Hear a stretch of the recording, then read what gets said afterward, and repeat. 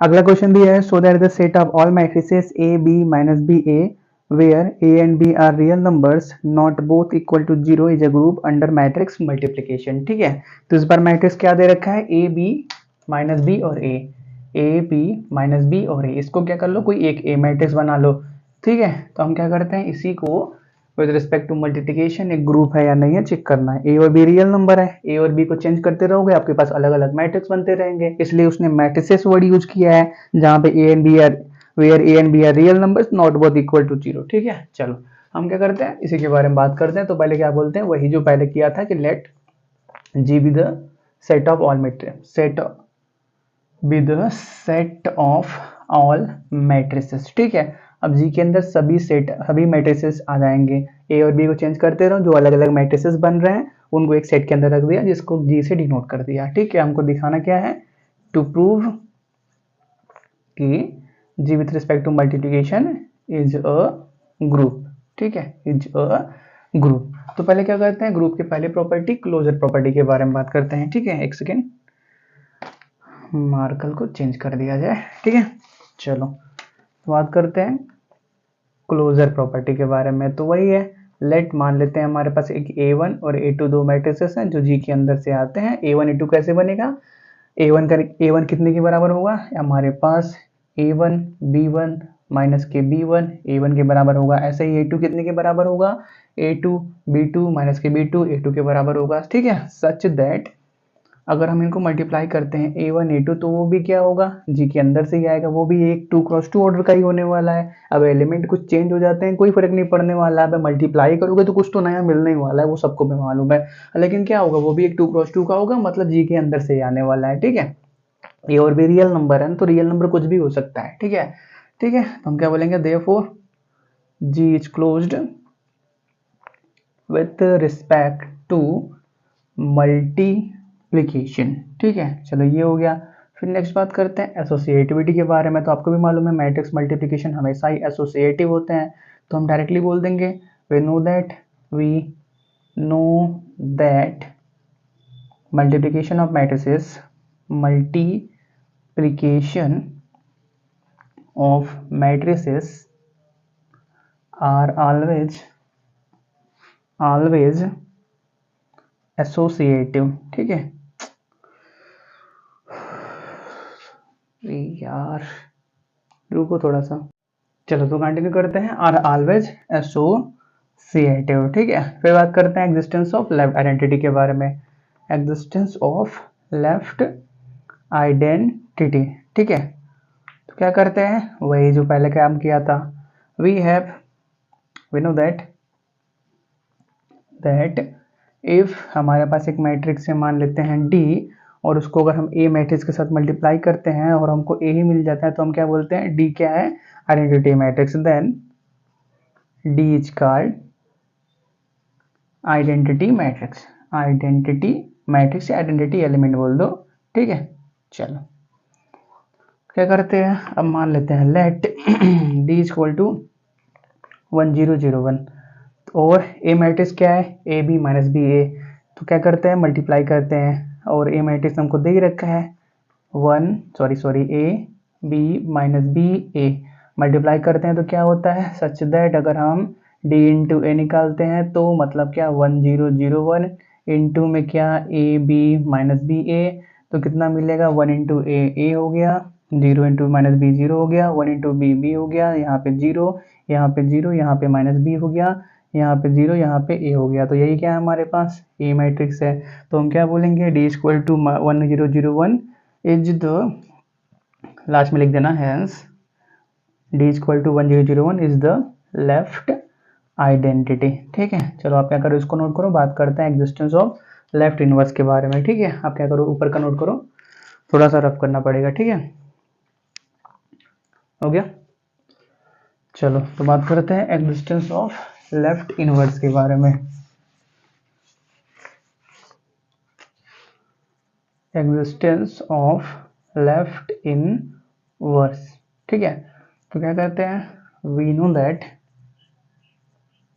If कोई हमारे पास एक ई मैट्रिक्स है जो भी क्या जी के अंदर से ही आता है, यहाँ पे भी लिख देना, ठीक है, जो हमने स्टार्ट किया था। वी नो दैट हमारे पास कोई अगर डी मैट्रिक्स है, इफ डी हमारे पास मैट्रिक्स है जो भी जी के अंदर से आता है, ठीक है, ए और बी रियल नंबर है ना, तो वही बोल दिया कि ए और बी को अगर 1 1 ले लिया तो क्या हो जाएगा, आइडेंटिटी मैट्रिक्स हमारे पास बन जाने वाला है। ठीक है, चलो क्या करो, नोट करो इसको।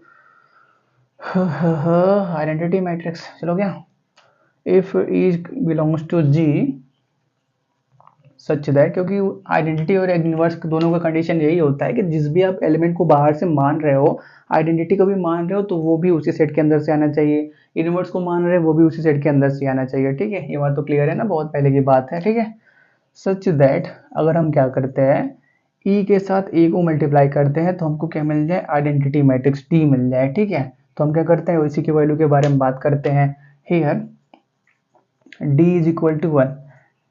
डी क्या है, आइडेंटिटी मैट्रिक्स, 1 1 जा 1 0 0, मतलब क्या, डी का वैल्यू कितने के बराबर है, 1 के बराबर है।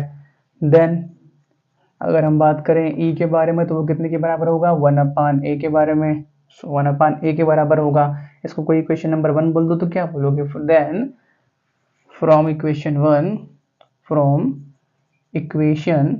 1 we have E is equal to 1 upon A, मतलब क्या, ए इनवर्स के बराबर है। अब ए इनवर्स तो निकालने आता ही है, we know that A inverse equal to 1 upon determinant A adjoint of A के बराबर, जहाँ पे डिटर्मिनेंट ऑफ ए 0 के बराबर नहीं होना चाहिए। तो देखो यार, अगर हम बात करें डिटर्मिनेंट ऑफ ए के बराबर डिटर्मिनेंट ऑफ ए के बारे में, तो वो कितने के बराबर होगा, A B minus B A, मतलब क्या, A square minus minus plus B square के बराबर। तो ये 0 के बराबर है ही नहीं, तो आराम से हम लास्ट में ये वैल्यू यूज कर लेंगे। ठीक है, वेयर डिटर्मिनेंट ऑफ ए। ठीक है, आप क्या करना, इस लाइन को लिखने के बाद ए इनवर्स ये लिख देना, फिर क्या करना, इसको सॉल्व कर देना और फिर बता देना कि where determinant of A equal to A square plus B square. ठीक है, हम क्या करने वाले, इसको हटाने वाले हैं। ठीक है, तो आप क्या करते हैं, एडजॉइन ऑफ ए निकालते हैं। तो वो कैसे निकलता है, माइनर निकालेंगे, फिर कोफैक्टर का ट्रांसपोज करेंगे। तो पहले बात करते हैं माइनर के बारे में। तो माइनर क्या होता है, अलग अलग एलिमेंट का निकलता है। ठीक है, तो पहले बात करते हैं ए के बारे में, तो इसके छोड़ो इसको छोड़ो, क्या बचा, ए बचा। बी के बारे में, बी का माइनर, इसको छोड़ो माइनस बी बचा। माइनस बी के बारे में बात करते हैं, तो इसको छोड़ो बी बचा। ए के बारे में बात करते हैं, तो इसको छोड़ो ए बचा। तो ये हो गया माइनर। अब कोफैक्टर के बारे में बात करते हैं, तो कोफैक्टर के लिए क्या करो, माइनर के अंदर -1 के पावर आई प्लस जे कर दो। आई क्या है, रो, जे क्या है, कॉलम। ठीक है, अब क्या करो, इसी से मल्टीप्लाई करो हर जगह। तो ये क्या है, फर्स्ट रो फर्स्ट कॉलम, आई का वैल्यू 1, जे का वैल्यू 1, मतलब 1 + 1 2 -1 के पावर 2 1। ये क्या है, फर्स्ट रो सेकंड कॉलम, तो आई का वैल्यू 1, जे का वैल्यू 2, 1 + 2 3 हो गया, -1 के पावर 3, मतलब क्या, -1, तो -1 से मल्टीप्लाई कर दिया तो प्लस हो गया। यहाँ क्या है, सेकेंड रो फर्स्ट कॉलम, 2 1 3 -1 के पावर 3 1 हो गया, तो यहाँ आ गया माइनस का बी आ गया। अब यहाँ पे ए है, सेकंड रो सेकंड कॉलम, 2 2 4 -1 के पावर 4 1 आ गया। तो ये हो गया कोफैक्टर। अब इसका ट्रांसपोज कर दो तो क्या मिल जाएगा, एडजॉइन ऑफ ए मिल जाएगा। ट्रांसपोज करो, ए बी नीचे आ गया, माइनस बी ए यहाँ पे हो गया, तो ये हो गया एडजॉइन ऑफ ए। तो क्या आ गया हमारे पास, डिटर्मिनेंट, सॉरी, हमारे पास ए इनवर्स क्या आ गया, ए इनवर्स हमारे पास आ गया ए माइनस बी, बी और ए आ गया। ठीक है, चलो, और डिटर्मिनेंट ऑफ ए भी है ना, तो 1 अपान डिटर्मिनेंट ऑफ ए कितना है, ए स्क्वायर अपान ए स्क्वायर प्लस बी स्क्वायर है। ठीक है, चलो, तो हम क्या करते हैं, मल्टीप्लाई करते हैं। ठीक है, हमको चेक भी करना पड़ेगा कि जो हमने किया वो सही है कि नहीं है।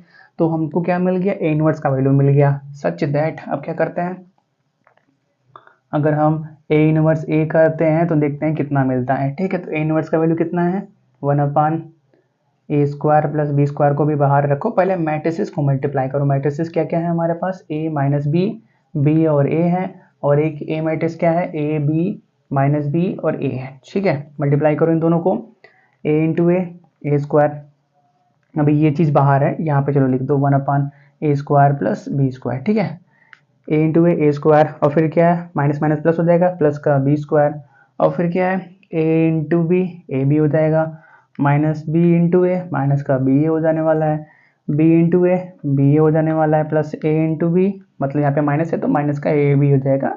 ठीक है, चलो, ये भी मतलब क्या, ए भी मतलब 0 ही होने वाले हैं। फिर क्या, B into B B square, A into A square, मतलब कि यहाँ पे A square plus B square मिलने वाला है, तो यहाँ पे ये 0 है और यहाँ पे भी 0 है। ठीक है, थोड़ा सा ऊपर का नोट कर लो, ऊपर करते हैं अब। ठीक है, चलो यहाँ पे कर लेते हैं। तो हमारे पास क्या आ गया, ए इनवर्स ए का value 1/a² plus B square, तो बाहर है ए।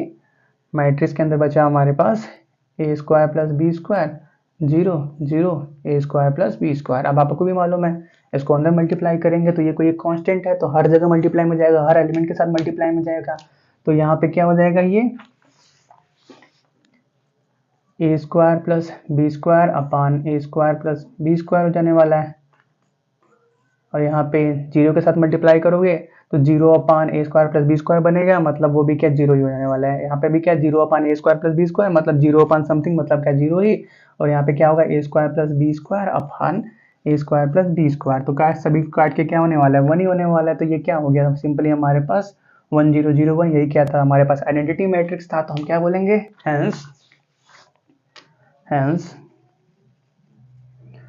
ए इनवर्स का वैल्यू कितने के बराबर है, 1/a² प्लस बी स्क्वायर, और साथ में क्या a minus B, B A is the left inverse. ठीक है, चलो ग्रुप के चारों प्रॉपर्टी सेटिस्फाई हो गया। तो हम क्या बोलेंगे लास्ट में, hence G is group with respect to multiplication. ठीक है, hence G is group with respect to multiplication. ठीक है, चलो क्या करो, इसको नोट कर लो। हम क्या करते हैं, इस क्लास को यहीं पर रोक देते हैं। ठीक है, चलो इसको नोट कर लो आप।